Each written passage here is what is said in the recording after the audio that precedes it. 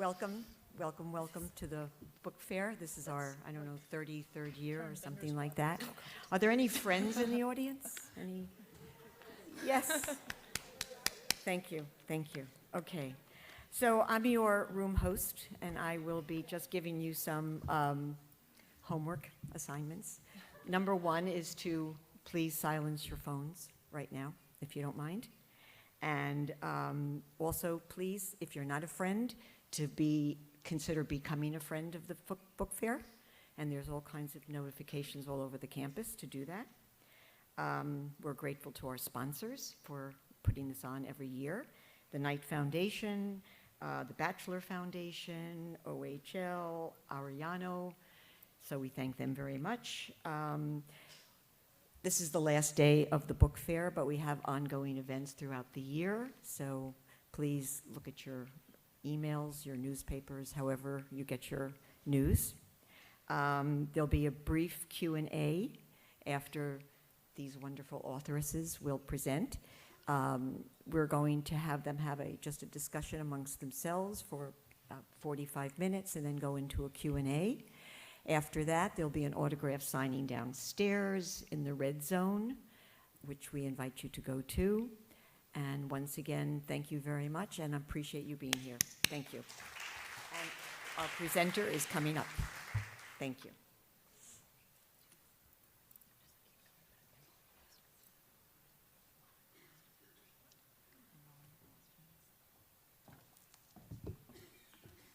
Good afternoon. As a Miami native and avid book lover, since I learned how to read, it is an honor to be a part of the Miami Book Fair. Coming up, we have three amazingly talented female writers that I have the distinct honor of introducing. First, we have Lauren Groff, whose novel, which was nominated for the 2015 National Book Award for Fiction, discusses a topic that I know nothing about, which is marriage.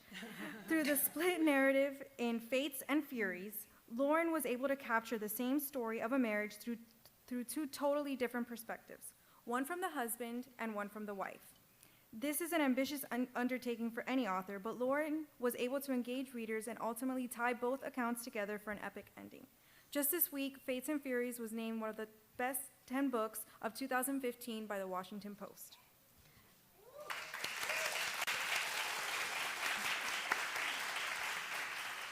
Lauren is an actual Alachua County resident, which I've always wanted to meet, and where she resides with her two children and husband. Next up, we have the lovely, talented, and gracious Sloane Crosley.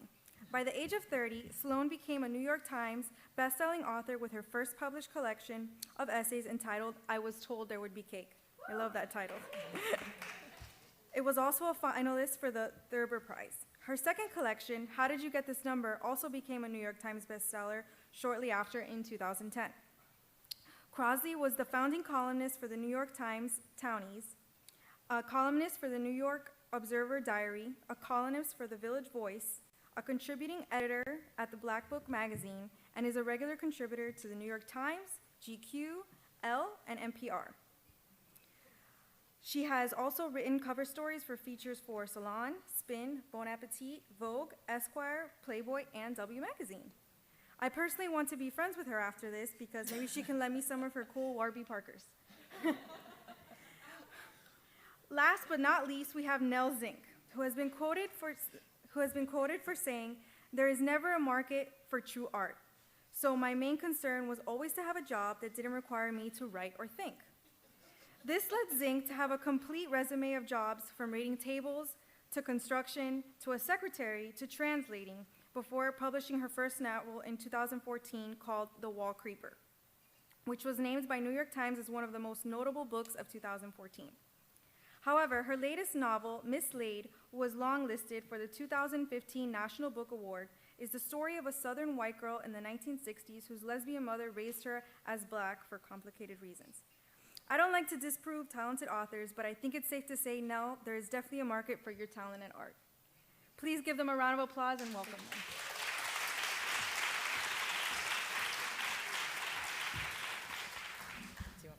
Thank you. Oh, I can do it. So we decided the format is going to be that we're all going to talk about our books shortly, and then we will have a discussion amongst ourselves, and then after that there will be a Q&A. So start thinking of your favorite questions. And we will answer anything. It may not be the answer that you want. So this is Fates and Furies. This is my fourth book, my third novel. And it started back when, so just to clear off the page, I am married, but I don't necessarily believe in the institution of marriage, which gets really complicated and makes me feel like a hypocrite a lot of times. But the thing is, when a man is on his knee on a Mexican beach and you've had a lot of beers, you say yes, you know, and that's what happens. And so there are times when, in my marriage, it's the best thing I've ever done. I'm very, very grateful to my husband. But there are times when, you know, I wake up in the middle of the night and I have this sort of existential despair because I look over and I have parasomnia, which is a separate issue, but I look over and I have this feeling that I will never know this person in the bed next to me. I'll never know the thoughts that are occurring in his head right now. It's just a despairing idea. And then, you know, we all get up in the morning and he makes eggs and I'm like, oh yeah, I know you deeply. But I wanted to think about one's ambivalence of the institution of marriage, mine, and the characters, and yet how it's also a safe place, and sort of think about ideas of privilege and ideas of, you know, gender norms and all sorts of different sexual issues too. And I wanted to do it from the perspective of a husband and a wife. And the husband is this sort of golden child. And his wife seemingly is also, but we don't really know her until the second half of the book.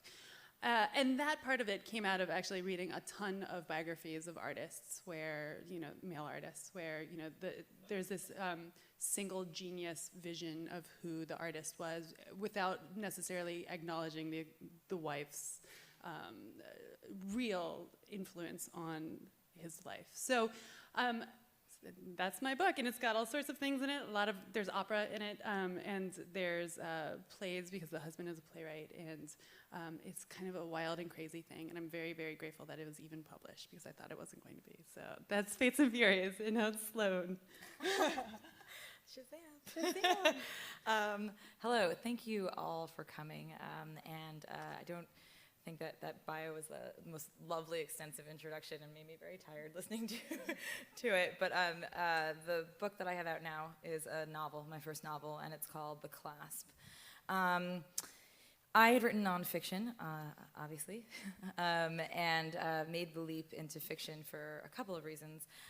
But one of the bigger ones is I really wanted to delve into this sort of world that I could finally make up and not get in trouble for, which is just a delight when that happens. But The Clasp is a comedy. It's a comedic novel that hopefully has a bit of heart to it as well. But it is the story of a group of friends, really. It's a pretty large cast of, I would say, I don't know, I haven't counted them recently, but I would say about 18 different characters. But it focuses on 3.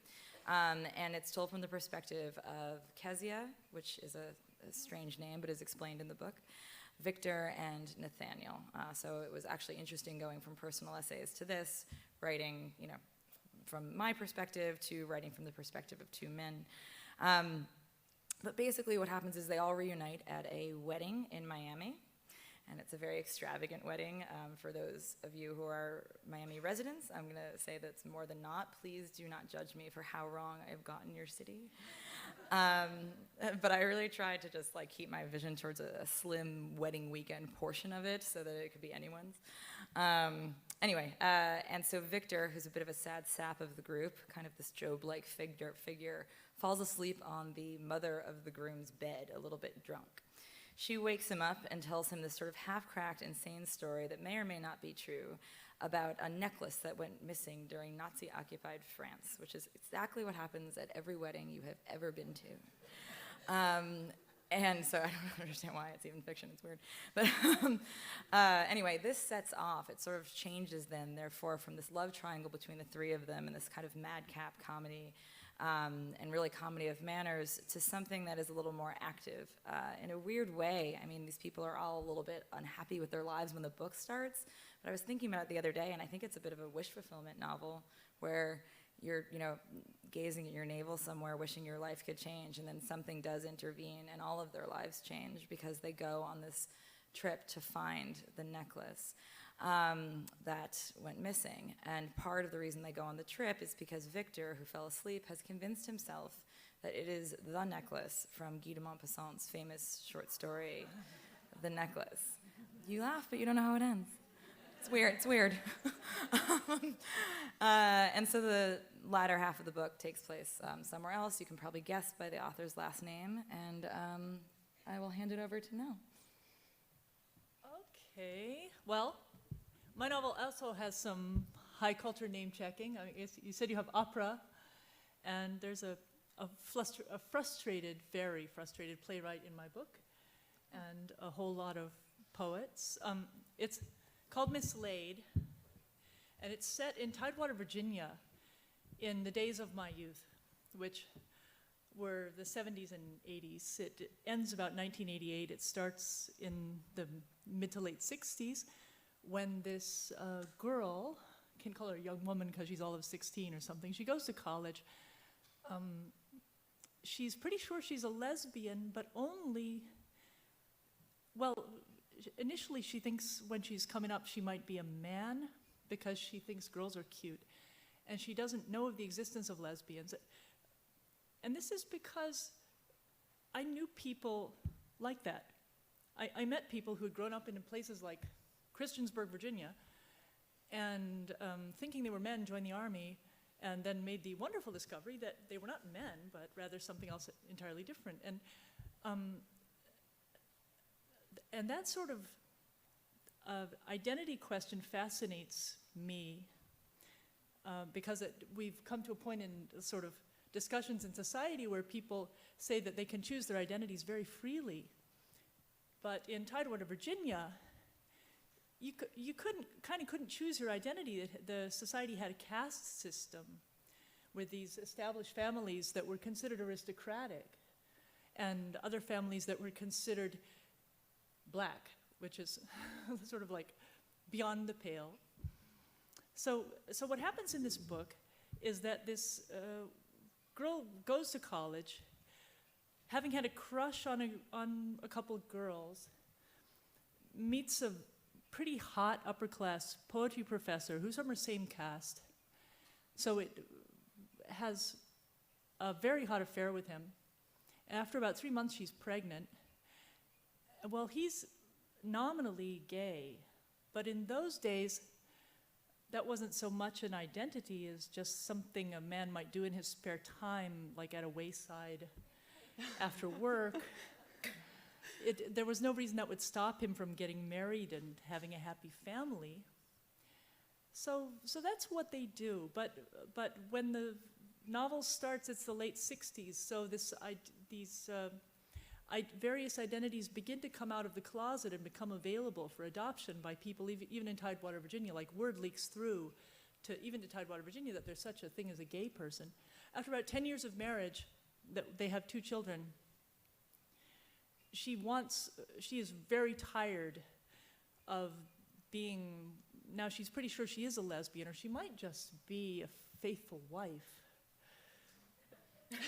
I mean, she's not allowed to have sex, basically, because, the person she'd allowed to have sex with would be her husband. So, in any case, she decides to leave him and to disappear. But without really going very far, she decides to adopt a black identity, to just tell people she happens to be black. When the book was first published, I had a lot of reviews and just criticism from people saying, well, that's not plausible. Then Rachel Dolezal came along and really simplified my life. So this is, in many ways, it's a story about many different things at the same time. You have this gay poet who feels like, as he says himself, he feels like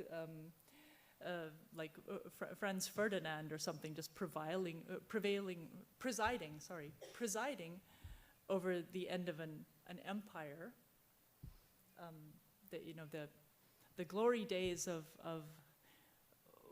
what people around him call international faggotry. and which is decaying, and then along comes HIV, and things really go to hell. This very white woman just telling people she's black, which is enough. That's enough to gain her entree to black society. Raising her child black, and then realizing when the girl hits puberty, oh, wait a second, what have I done? Is she going to be able to date white boys? Well, things get pretty hairy. But it's very clearly a comic It sounds like a laugh riot. book. Okay, I feel like I'm just digging myself a hole No, you're here. not. In any case, I wanted to say that the conception of family in this book, it plays a very central role, because the family that really matters in this book is the Fleming family. This gay poet is from an old established family, like of settlers in Virginia who owned plantations and so on. And when I was growing up in Tidewater, Virginia, it was a feudal society still. You knew these people. They spoke with a very strange, vaguely British, vaguely Southern accent. And he really wants for his children to live up to this family and be good enough for it. But he doesn't know where his daughter is. And his son is a huge disappointment to him, liking neither horses nor, and rejecting alcohol in favor of marijuana and having other character flaws. So. It sounds wonderful. I'm going to go ahead and, because we are moderator free, none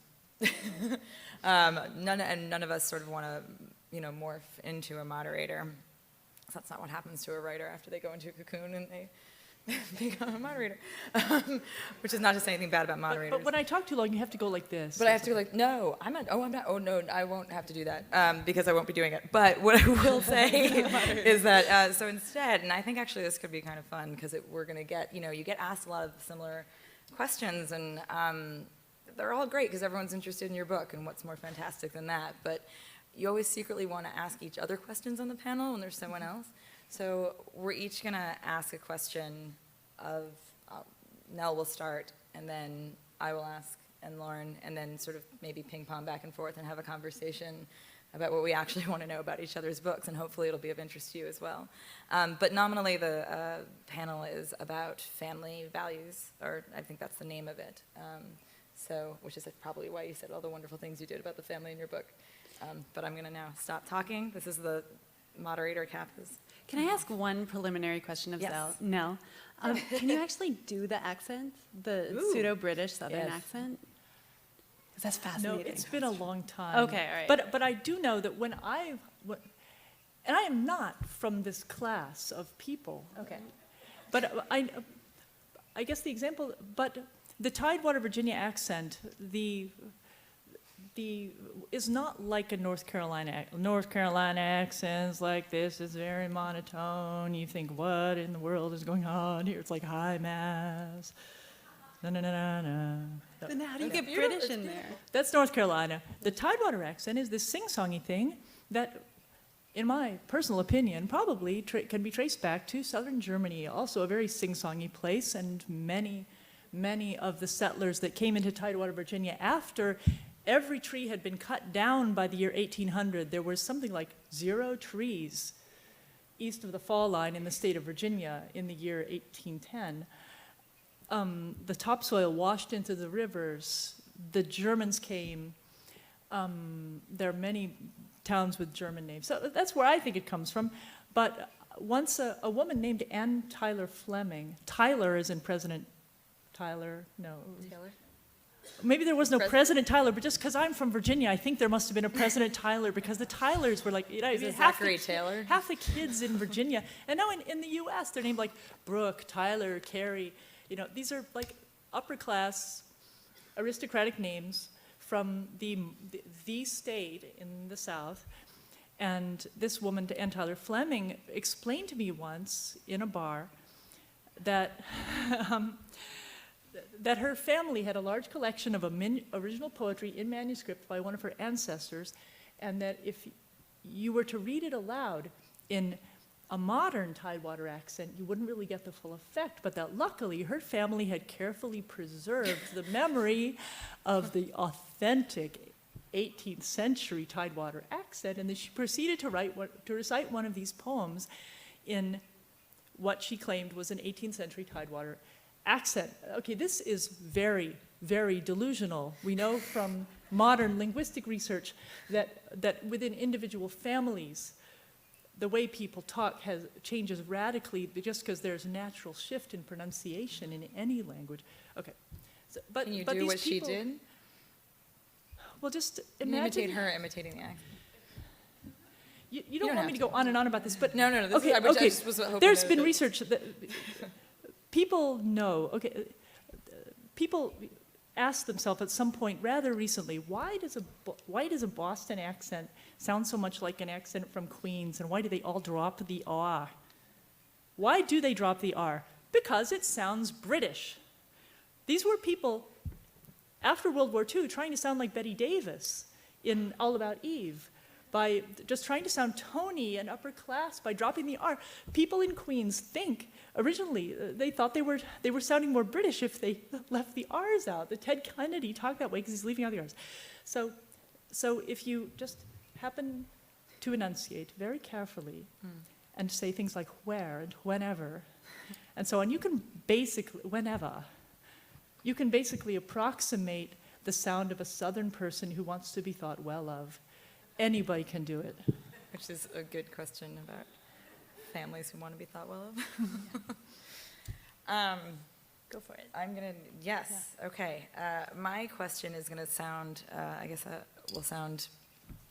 well, I should say one thing, is that my book is actually really not about family in a lot of ways. It's about a family you find in the sense that it is that tight-knit group of friends, which I know is sort of the cliche tagline of every movie poster, but probably got that way for a reason. And there is some family, but they're sort of tangential. Victor, who I just mentioned, had fallen asleep on the bed, drunk. Comes from suburban Boston. His mother is a substitute teacher and his dad is a land surveyor, but they are not really dwelled upon very much. And this very wealthy Miami family, I don't know what the mother does, besides be a sort of quirky German lady. And the father has recently died, and he was a political activist in Cuban in the 70s. But really, this is just about a group of friends. But so my question actually for the group sounds like it will be irrelevant, but it will not, I assure you. And that is, I want to know what was left out of these books and what was difficult to cut out of each of your books and why it was difficult, like what, and then I think maybe my hope is that inadvertently you'll tell me more about the books and why what was left out was left out. So my process of writing is incredibly crazy because what I do is I write things longhand. I write a draft really fast in 2 or 3 months, and then I throw it out completely and start all over again. And I do this over and over and over again until I sort of build for myself this three-dimensional image of what my story is and who my characters are. And I like to throw out actually completely because I don't want to give myself the out of going back to flawed architecture, right? I want my architecture to be as strong as possible by the time I sit down and actually write the sentences, which are the things that I'm actually most interested in.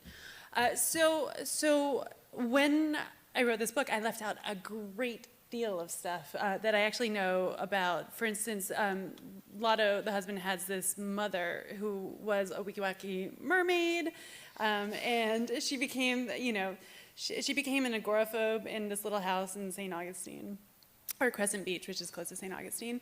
And I had a huge amount of information on her. I could probably write an entire other novel on her. And a lot of these extended personalities within the book too, these friends and families and things like that. So a lot of my material, my excise B-roll that's on the floor is family stuff. Just because you don't necessarily need all of the family stuff to show the person that the family has molded, I think. So that's what happened to me, but I don't know. How about you? Do you want me to? Yeah. I'll answer my own question. Yeah, you're supposed to answer your own question. I guess so. There was a tremendous amount of material. Yeah, I guess that's true. I mean, a lot of questions are sort of selfishly motivated, including this one. Yeah, about between 200 and 250 pages were chopped out, and I always had this sort of delightful fantasy that I could just sort of airlift them out, and or like one of those machines that picks up the stuffed animals and drops them somewhere, you know, and then they would be, oh, my book of short stories that just came out. But the material really is in pieces like that. It's like cut and sort of serving a story that's not really there anymore. There's a tremendous amount of research that went into each of their jobs. The three main characters I discussed, I thought work was very important to their disappointments in life. Just like it is in the short story The Necklace, just like it is in actual life. And so one of the characters works for the internet's 7th largest search engine, or he did, where he got fired from the internet's 7th largest search engine, which is a neat feat. And so that actually didn't require too much research, only because he gets fired for incompetence. So my ignorance was quite useful.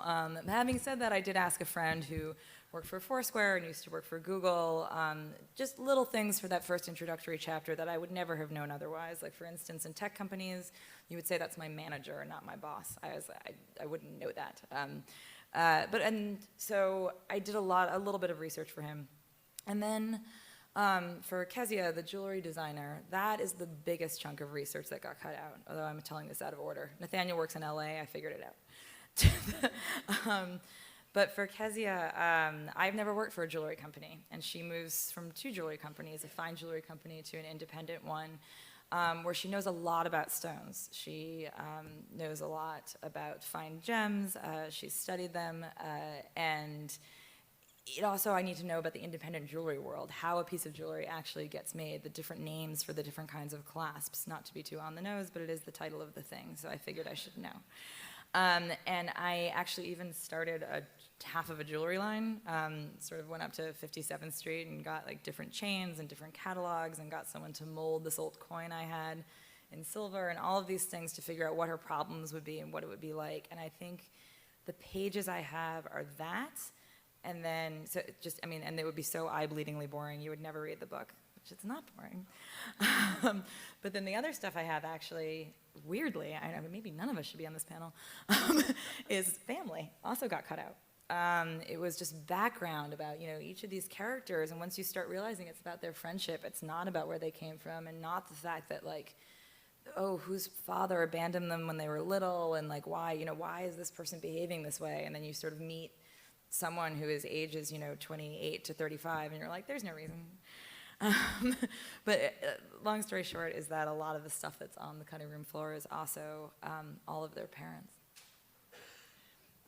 It's almost making me feel like it's a generational difference, because the family in your book is a couple, and the family in your book is this sort of tribal thing of friends. And when I was before the panel thinking what's like the minimum I would boil a family down to, and I think it's what used to be called a household, almost like if a home with a child in it. But there doesn't have to be a child in it for it to be a family, right? Or does there? Well, I was just thinking of how the word is used by my friends or so on. Sure. I've never heard like my childless couple friends refer to their wife or husband as just, my family. It's also used in like a psychotic fashion. If you just write like family, if you're like a kid, just, write. Sorry. Psychotic? Do you know when you're like in kindergarten and then they have those like in SVU and stuff where they have like a kid and they test that he's like going to be a psycho killer because he just writes family in really creepy letters, and then like the mother's Never heard of eyes this are crossed story. out and like somebody's been like hung from. Okay, you know what? Please keep going. Please keep going. I'm just saying there are different I definitions of wasn't family. given those tests as a child. Oh, I grew up in New York where they were waiting for it. I Go mean, ahead, I think please. there's a sentence in this book. This was before school psychologists, so and that's the world I grew up in. They didn't have school psychologists. Sorry. The question was what got cut out, and then I can say, I wrote this book. I once made the mistake of saying in an interview that I wrote it out of spite. I said that to someone from Kirkus Reviews, and they slammed the book. Oh my God! they like didn't give it a star. It was the worst book in the history of the world. But that's sort of what happened. That I had tried to get some other stuff published and failed. And I thought, well, maybe I should write a book people might be interested in. Okay, what do people like?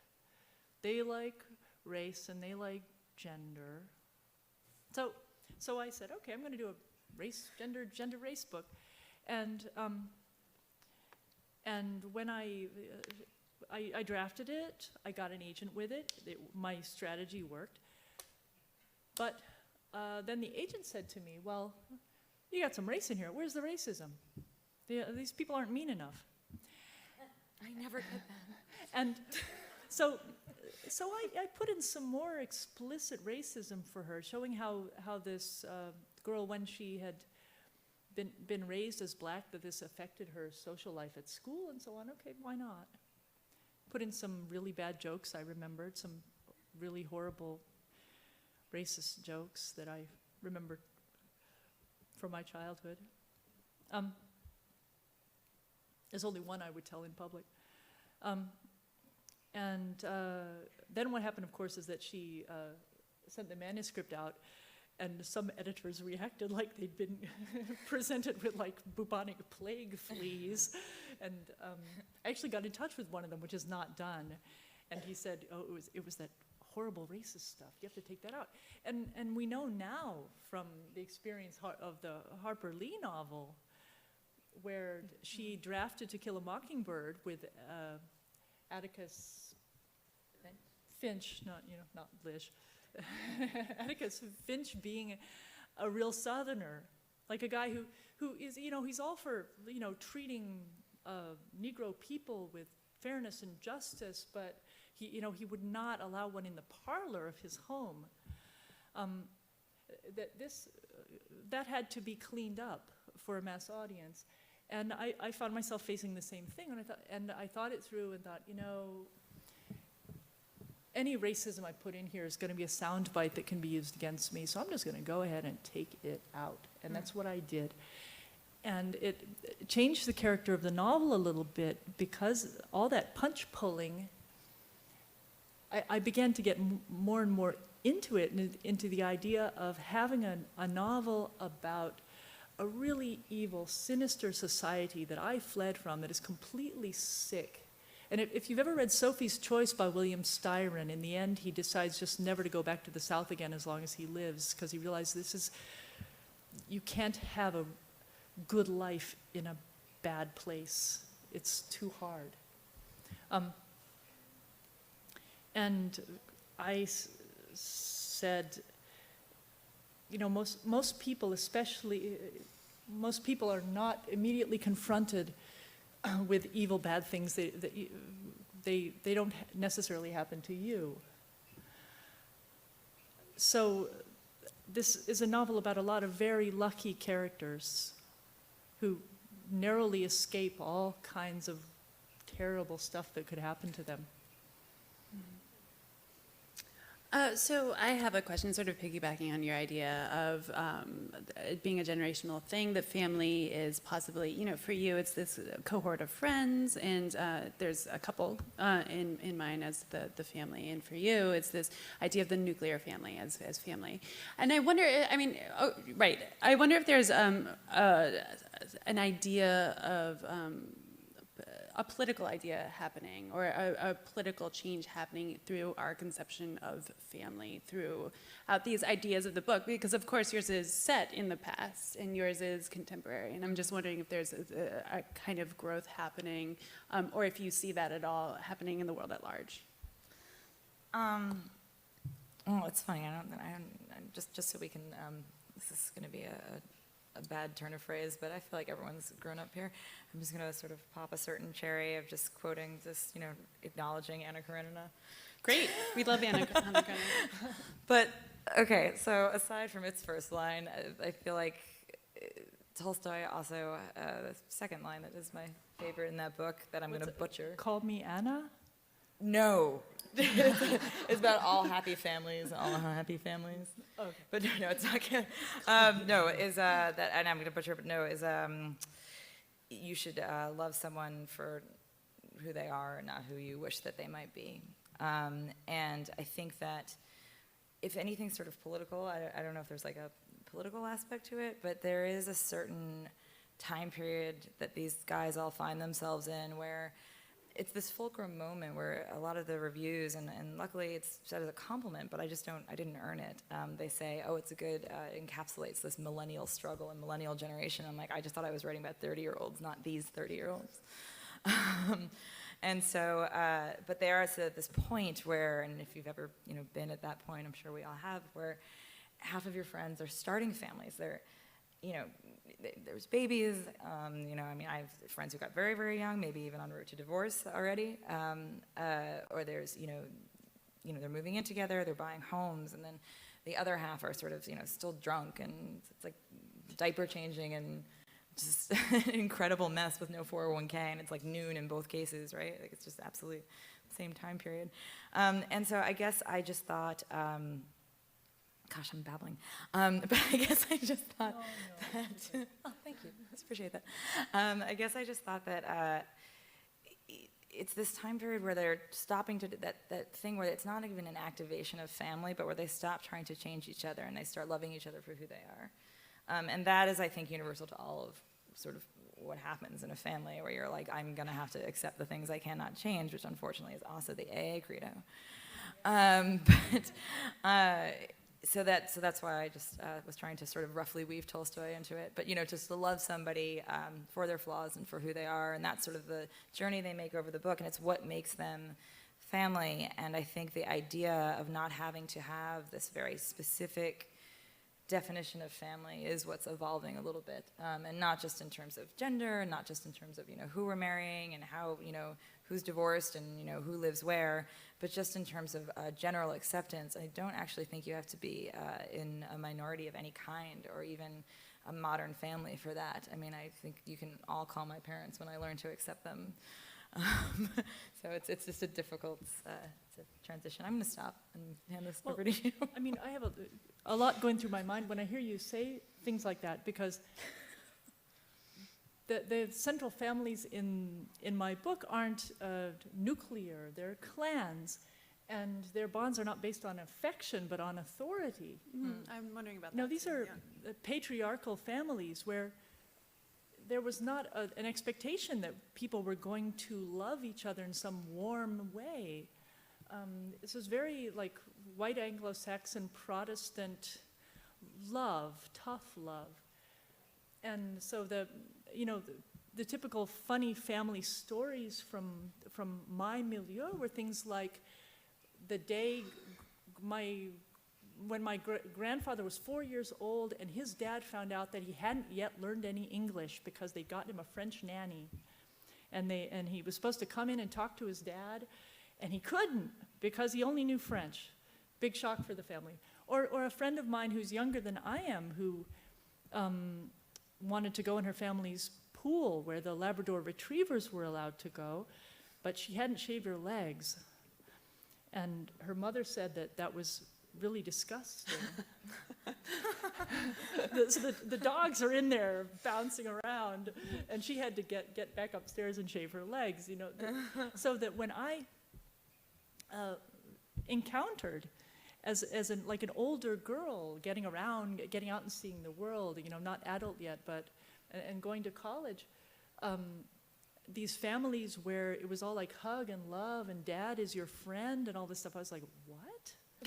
and then when you get up like from the South to New York City and you see these like Italian American families, the Sun people as opposed to the Ice people, where you got 3 generations living in one house, and they're all talking to each other.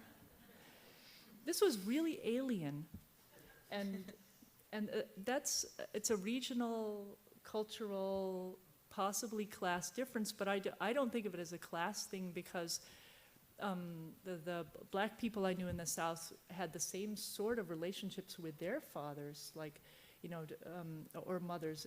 They're the ones who say, okay, you were late coming home from school, I want you to go out and cut a switch, and then you bring it back, and like, that switch is not thick enough, and you have to go out to the woods again, get another switch. This is not how you hear, lovey, huggy 70s people talking about their families. And the South is, still rather legendary for its odd culture, and We're in the South right now. Oh, right. I lose track. Just Wait, FYI. it's Come Tuesday. on. It's Tuesday. This must be Belgium. Miami is still the South. Come on, it's part of Florida.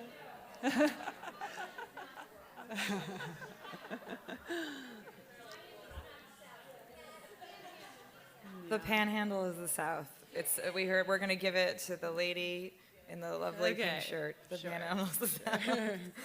I guess it's geographically The South. citrus belt. I love all the various belts. The borscht belts, the citrus belts, rust belts.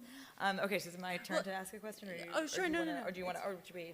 Well, I just want, I'm interested in the larger idea of the family as a political construct, right? Which it is, anywhere you go. I mean, there is this idea of the authoritarian family, but it's also an idea within, my own family, that I grew up in, it's very much about identity and protection against, I guess, the rest of, I'm from upstate New York.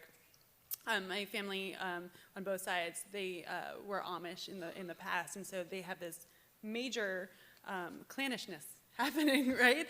So it's the family against the rest of the world, but also as a sort of a unit where in high school, had I said anything about my brother and sister in public that was negative in any way, that would have been a major, major bomb that went off within the family structure itself. So yes, I agree that it could be anything, but I do see like self-selected families of friends becoming much more accepted, possibly within the larger context of society. I think a lot of my friends who are single think of their families being these people, like in your book, that are the closest people to them in any given way. And you can say that, and that's what a marriage is, even without a child, in the house, right? That's the one person with whom you're very, very safe. It is like, though, it's funny. I think I get, though. I obviously agree with that. I wrote a book about it. Yeah, you did. But I also feel like I get what you're saying, where, like, that's what makes these things so tricky to define, is it's not like once they cross the threshold of understanding, they think that they're blood relatives. That is something different. Like, but at the same time, it's that thing where you want to make your own family, you want to find the people who know you best, and I think that if you come from a tradition where it's like, go cut a switch, you're not like, oh, how do I get back to that somehow? Do you know? What do I possibly do to get back to that? And I would imagine that I actually both am physically and also probably my family somewhere in between the two, probably leaning more towards yours because there was no switch cutting. But there was certainly, like I could say bad things about my sister. Are you good? I'll do it right now. Is she here? It's not being recorded. No. We'll ask later. But it's the kind of thing where it was. That is not the family dynamic I had. Is not something I necessarily want to replicate. It is something that is a little bit quiet, and that I wish was more things were discussed just within the house. And so the things I look for, I guess that's so funny. They say, it's like all little girls like marry or flee from their fathers or something like that. And I just think that even if you take the gender part out of it, all people in general either want to go back home or resist it. Mm-hmm. And so it's hard, at least, and that's what's going on with the characters in this book as well, is they're trying to pick and choose. Because it's not quite like, I want to get away from you, I'm never speaking to you again, we have nothing in common anymore, we haven't spoken since college. And it's also not quite, oh, you're my people, and all the people I work with in my current life are not my people. They're trying to figure out where they belong sort of with each other. And I think that dance never really ends. As anyone who's ever gone home for a major holiday, the holidays are coming up, and you revert into a 13-year-old. She reverts into a 13-year-old. You can't. But what I'm saying is that, like, and so that's where the strongest, I will say, I guess, and this is the last I'll say of it, but the strongest familial thread, if you will, pardon the terrible pun, in the Clasp, is of family, is just of them reverting back, of them like meeting each other. They were always in contact, but them getting together at this wedding and having pigeonholed each other for so long. And the guy who works in LA, Nathaniel, is perfectly happy to be pigeonholed for the rest of his life because he was always cool. And Kezia is sort of just trying to keep the peace, and she's in the middle. And Victor wants out from what everyone thinks of him.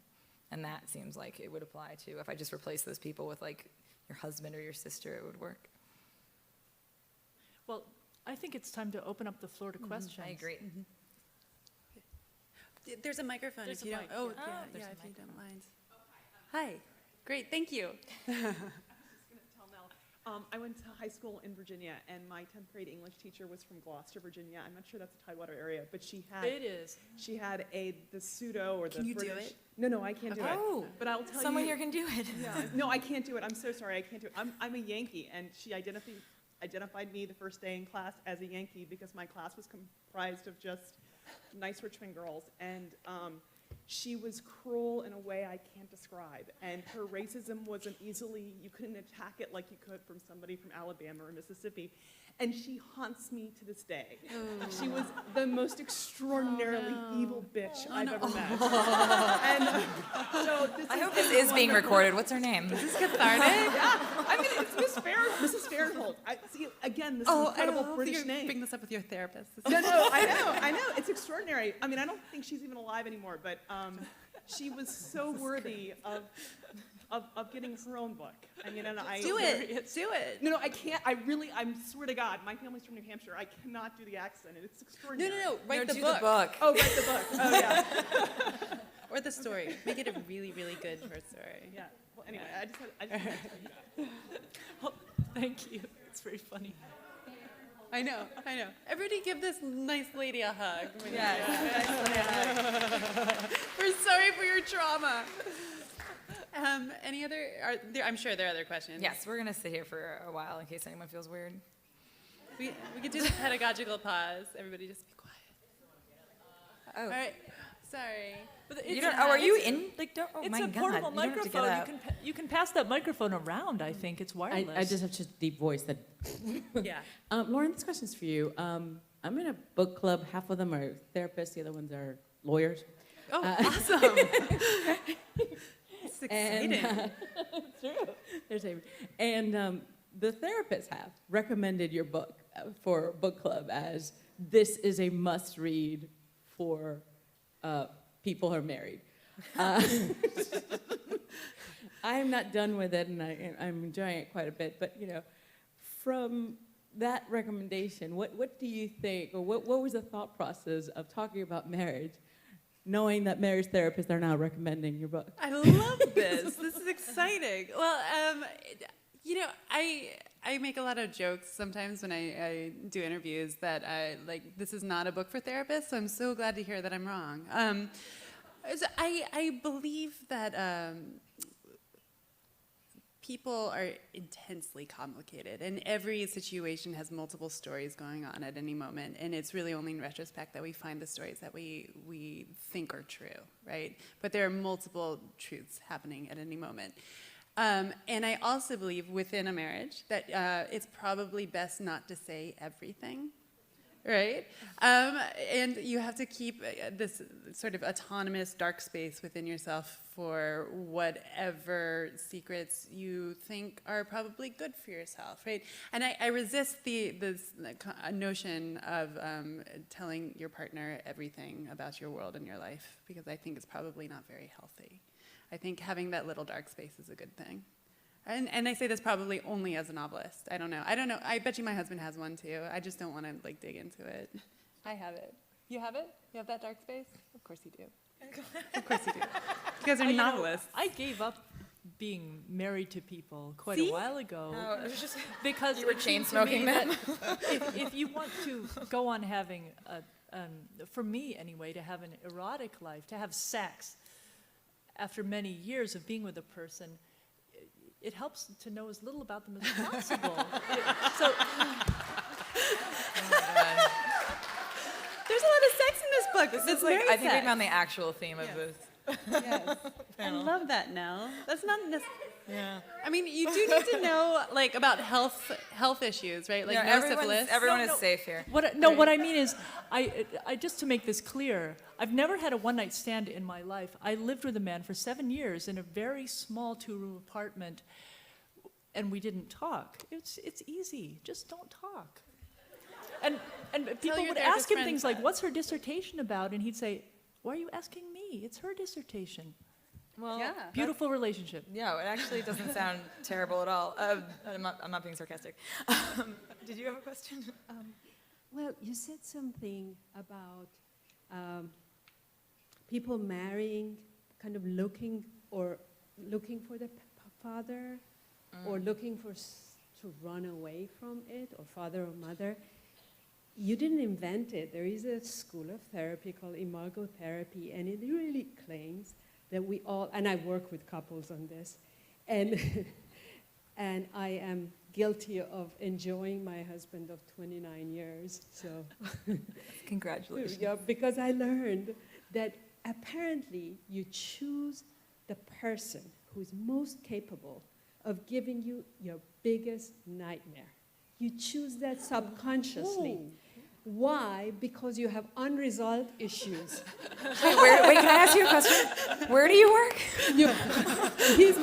And because we have unresolved issues. Now, if we learn how to allow those buttons to be pushed and learn how to deal with it, we resolve the stories of the old that we hadn't, so we could start seeing these people for what they are, because only 10% of what they are, what they're saying, we hear, because we bring 90% of the garbage from our past, and I'm guilty of that. And I didn't know that. I always thought, excuse me, that he's an asshole. Then I realized, no, it's my story. And so it's been just amazing to hear you. And every time any of you amazing writers said anything, I was thinking, oh yes, that's what it is. That's what they are talking about imago. And I'm just in awe because you got to that.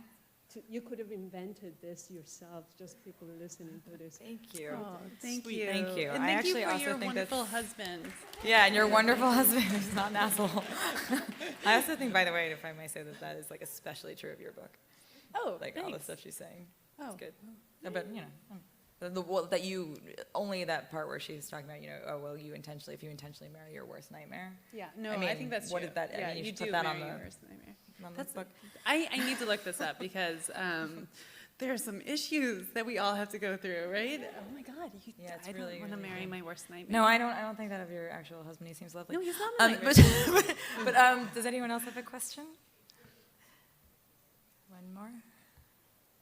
We will talk about Oh, anything. there's a question. You don't Yes, have to, yes. you can just, yeah. Whose? Mine? Yours. Oh, thank you. That's nice. Thank you. Thank you.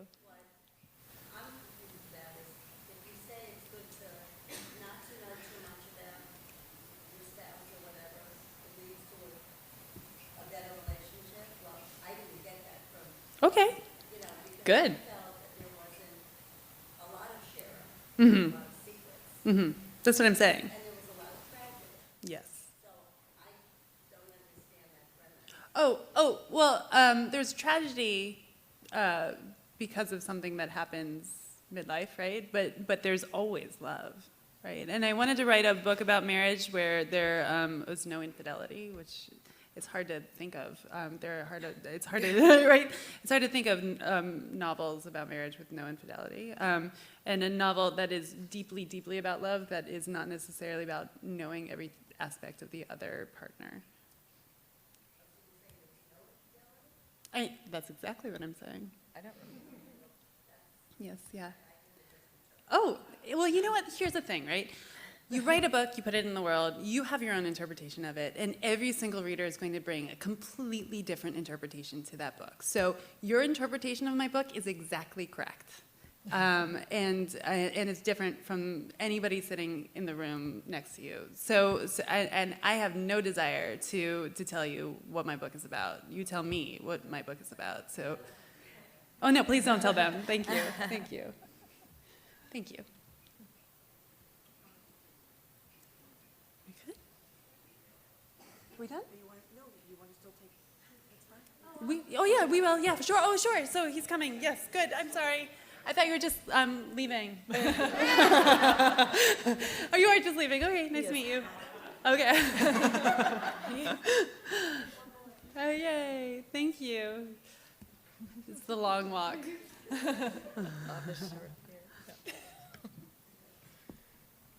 I'm just curious, if you were to compare your book for someone who hasn't read your book or any of your previous books, and you were to compare it to two titles in order to entice that person to read your book, which two titles would those be?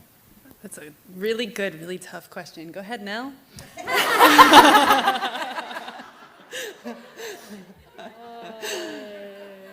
Okay, Mr. Bridge and Mrs. Bridge, which are, I know, two books, but I'm going to take them as one unit. And then another unit is the Old Filth trilogy by Jane Gardam.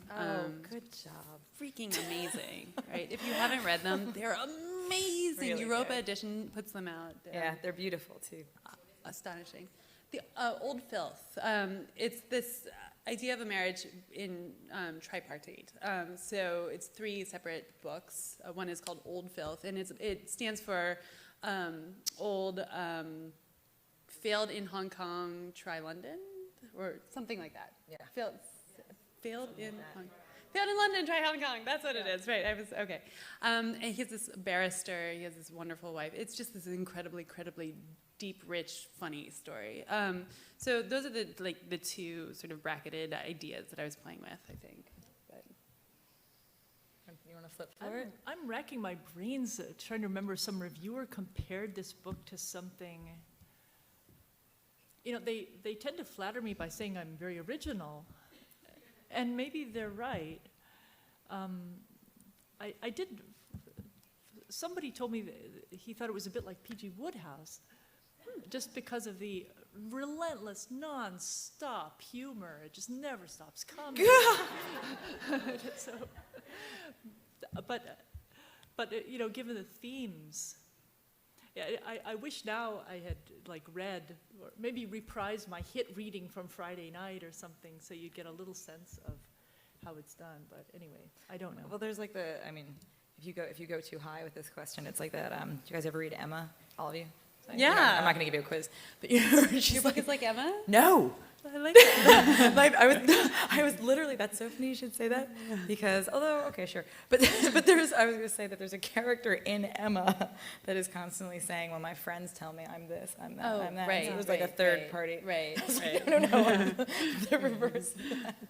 Although there is like a lot of class society stuff in it. But I think the modern version of that it would resemble the most is probably The Emperor's Children. And also just structurally, because it's told from three different perspectives. I think that book has actually like 6 or 7, which also has that like Murakami effect, where you're like reading along, you're really comfortable, and they're like, here's a new person. I'm like, who are you, voice? And you just hit then, but luckily it's, handled by someone who's very talented.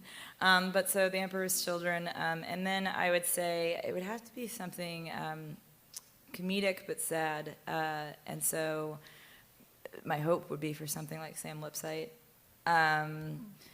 And then, but the best comparison I ever received from a blurb, I think, was Gary Steingart said that it was like The Goonies written by Laurie Moore. Goonies. That's funny and kind of accurate. You're like, okay, yeah, there's no pirates. No. Anyway. Chucky. Oh. Is there any chance someone could? It's a portable microphone. Yeah. Thank you. I can talk loud. Okay. Good. Okay, great. Thank you. I think that, what you said about deep, dark parts that don't go unknown. I mean, that may work in relationships that are new and budding. Okay. I've been with my loving wife since 8th grade. We've been together 50 That's years. intense. And I think that I would have a difficult time accepting if there was a deep, dark part of her that I didn't know about. Maybe that's why she hasn't told you. You need to define deep and dark.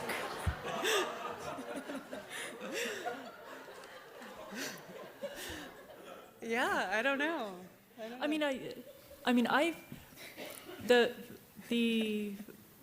The woman in this book, she keeps secrets. She doesn't tell her daughter that they're secretly an upper class white family. She tells her daughter they're black, and so on. And Because I was subject to secret keeping like that in my family. You know, my mother was adopted, and she never got around to telling me that I was not related to my grandparents. It just never crossed her mind. Wait, that this when was you say never relevant. late in her life or after she died? It was, I think I was about 26. Oh, okay. When she was involved in an organization in Corona, California, when we lived there, called the Coroninos, which was helping out these orphans.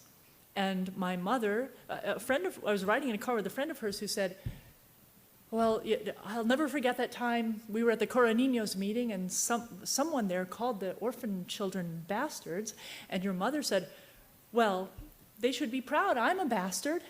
And I said, what? My mother, a bastard? And, I was like 26 or 27, and I found out from a friend of hers that I was not related to my grandparents. And I marked this page to read it aloud, but if you keep secrets for a long time, if you keep a secret to just not, it doesn't have to be for a long time, but just to the point where it would be embarrassing, just a little bit embarrassing to tell that person, oh, by the way. Right. It never gets any easier. It gets more difficult with every passing hour, and sooner or later you're just going to say, all right. Is there a moment in your book, I can't remember, I'm sorry, I read it in Galley. Is there a moment in your book ever where that breaks, where she almost tells him everything? Yeah.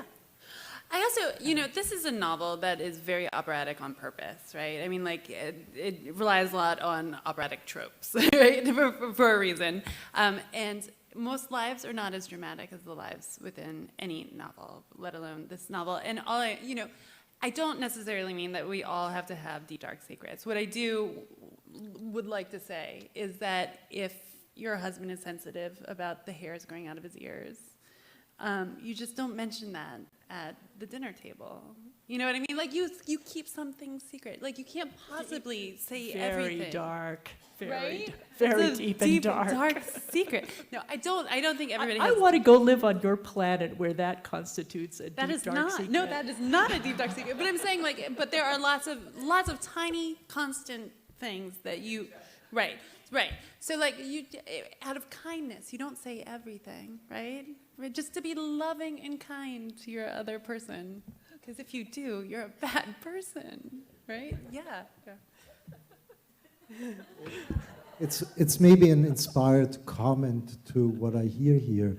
The need for keeping secrets has something to do with the unsafety within the relational space. And if there is enough safety in a relational space, then there is no need for secrets, or one becomes even oblivious. Another quote that I heard, families have many legends and many secrets. You tell the legends all over, so you forget about the secrets. Very nice. Very nice. That's very beautiful, actually. It's time. It's Well, time. thank you guys so much for all your wonderful questions. Thank you. Thank you. Thank you so much. And there'll be book signing downstairs in the red zone, where the authors will be. It's very militant. Thank you again.